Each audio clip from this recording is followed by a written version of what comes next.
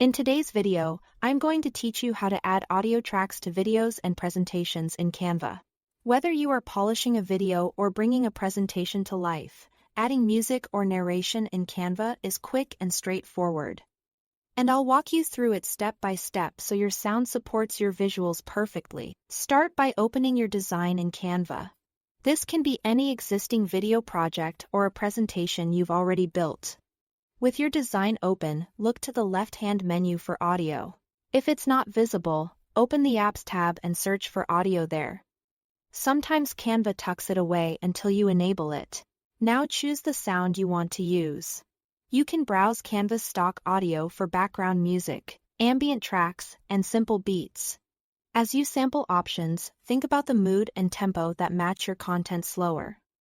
Lighter tracks tend to sit nicely under tutorials, while upbeat music can add energy to fast-paced segments. If you already have a music file, a voice track, or a sound effect on your computer, go to Uploads, select Audio, and import your file.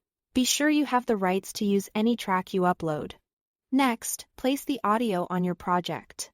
Click and drag the track onto the timeline that runs below your video or your presentation slides. You'll see a waveform appear beneath your visuals, which makes it easy to position the sound. You can let a music bed run under the entire piece or start it later to highlight a specific section. From here, adjust the timing and length. Hover near the start or end of the audio clip and drag to trim it so it fits the duration of your content. If the track is longer than your design, trimming prevents awkward cutoffs. You can also grab the whole clip and slide it left or right to make it begin exactly where a title appears, a transition happens, or a key point starts. To refine the sound, click the audio clip and use the options along the top toolbar. Choose volume to set the loudness. For background music under a voiceover, a lower level, often around 10% to 30%, keeps speech clear. Then, open Audio Effects and add a gentle fade in at the beginning and a fade out at the end.